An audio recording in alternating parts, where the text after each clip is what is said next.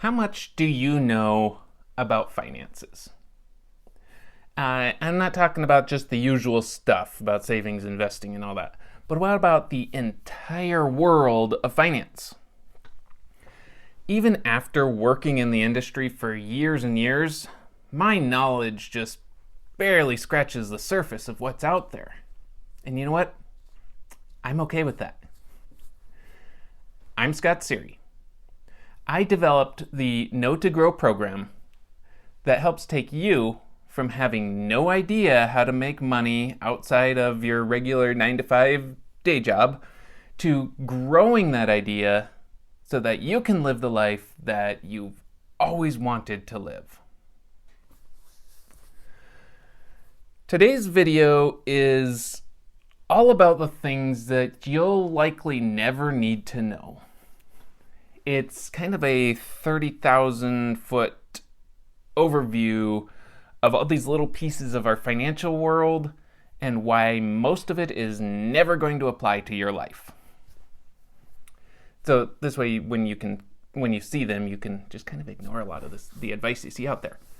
The only caveat, of course, is if you work in the financial world, and I'm not talking about as a financial advisor, because even then you don't need to know most of this stuff.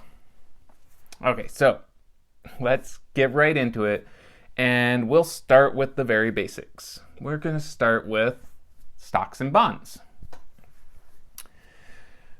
We all know about the stock market. When a company is publicly traded, they sell shares of stock. These shares are little part ownerships in the company. When you buy a share, you buy a part of the company, and if the company does well, then your share grows in value. And obviously, when the company doesn't do well, it goes down in value. Bonds are very similar, but they're like little loans that the company is taking out. A company needs some money to grow, so they go and they get a loan, and then they pay back the loan plus interest over time. The stock and the bond market makes up the basis for a huge part of our finances. And most of us will never have to worry about individual stocks and bonds.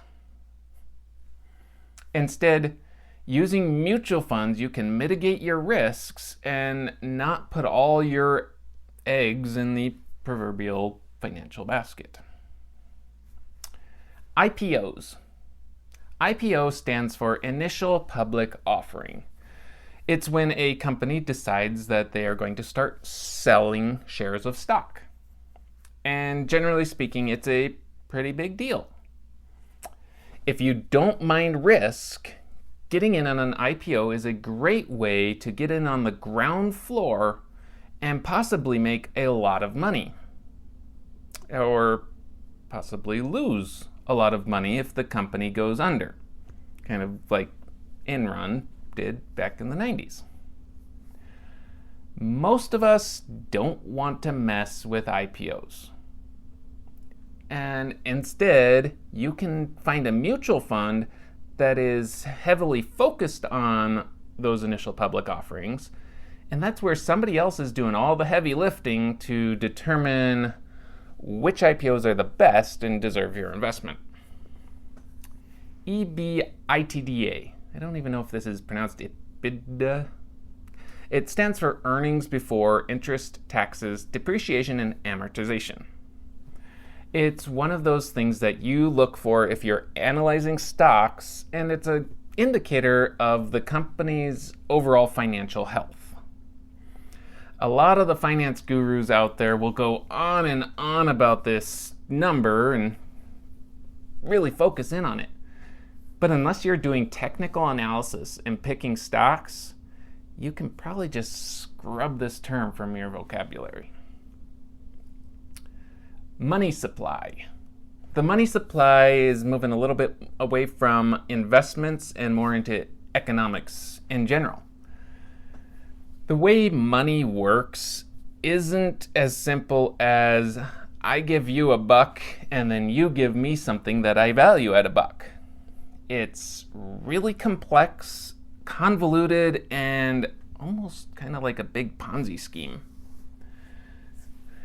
Unless you're an economist, the vast majority of economic-related terms like money supply and all that really mean nothing to us.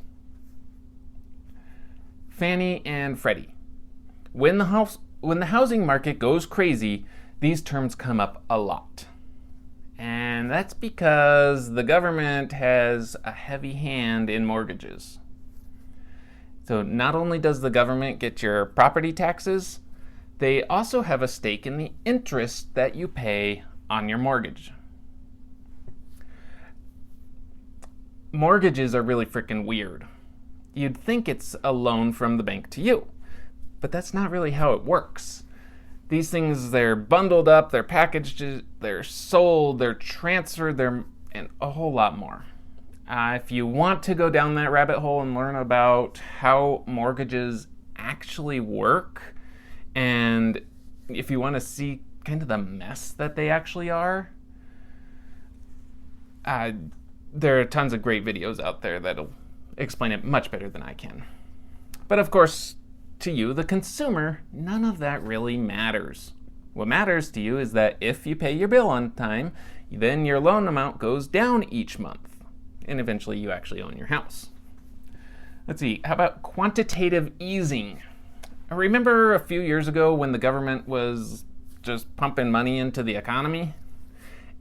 And I'm not talking about everything that happened with COVID. It happens all the time.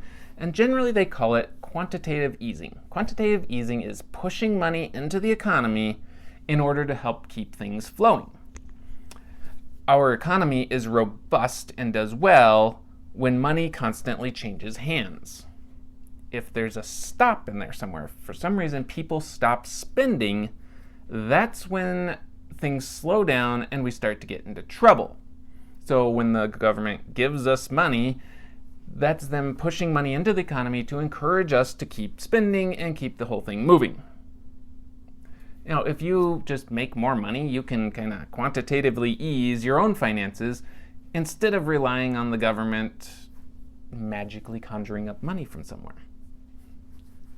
So the point of all this is that when I browse personal finance literature, authors love to throw out these terms and to talk about them. I presume it's to show how smart they are, and then you trust them and buy whatever product they're selling. Some people just eat it all up, and most of us are like, okay, I can't afford to pay my mortgage. How does EBITDA and the money supply help me with that? Instead of focusing on these money terms that you will never have to worry about again and never have any real meaning in your life, how about we focus on what you can control? And that's developing your skills and passions so that they actually make you some more money.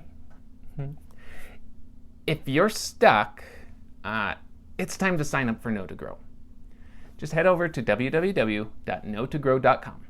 From there, I will guide you along so that you can learn exactly what you need to do to bring in more money. And then you'll be able to afford the things in life that you've always wanted. Thanks for watching, and I would really love it if you just hit me with a thumbs up, maybe hit the subscribe button, and if this really resonates with you, leave me a comment on what you think.